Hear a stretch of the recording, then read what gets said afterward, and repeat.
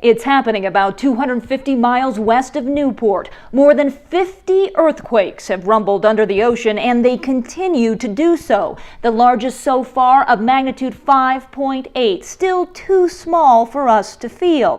One of the state's leading earthquake scientists says there is no need to be alarmed. Usually people on shore, all their alarms may go off, but they're not going to feel anything and there won't be any effect. Chris Goldfinger, a marine and earthquake geologist at Oregon State University, says swarms similar to this happen almost every month in this area. They're completely normal events. They're sort of like two conveyor belts going side by side, and there's a fault between them. This map shows the most recent cluster of quakes, indicated by the yellow dots. When you add the quakes from the last 30 years, those are the white dots, there's a lot of them. So this is a very active fault system. The upper part is moving to the right, the lower part is moving to the left. And here are the earthquakes in that swarm.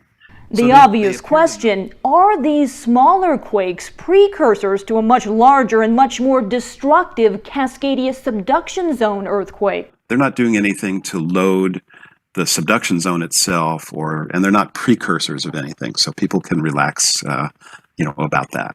Goldfinger says there's about a 10 to 15% chance of a really big earthquake happening in the next 50 years. If you think that sounds low, consider this. We're sitting at about the same probability of an earthquake in the next 50 years that Northeast Japan was in 2011. Right before the magnitude 9 Tohoku quake hit, the most powerful ever in the country. Goldfinger says while we shouldn't be overly concerned about this swarm, consider it a wake-up call to prepare for a quake like the one in Japan here. And so this is a great time to remind folks that you're thinking about putting together a go bag or a kit for earthquakes, or thinking about doing more extensive things. Like securing your water heater or retrofitting your home, because the threat is only growing. Oregon's made a lot of progress, but we've got really a long, long way to go. And Keely Chalmers joins us live now. Keely, with all this new information, can we expect to see larger earthquakes hit the coast?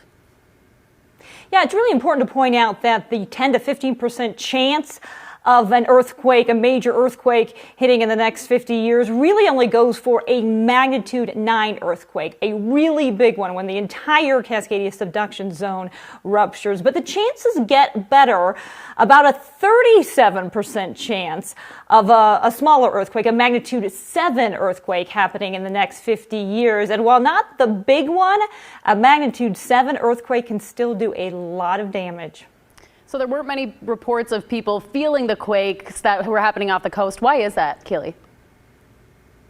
Well, really, it comes down to the distance. Again, these earthquakes are happening about 250 miles off the coast. Obviously, too far for us to feel them. If they were closer, we likely could feel them. Again, generally speaking, you can feel an earthquake of about a magnitude 3 or higher, but below that, those are tough to feel. All right, Keely, thank you.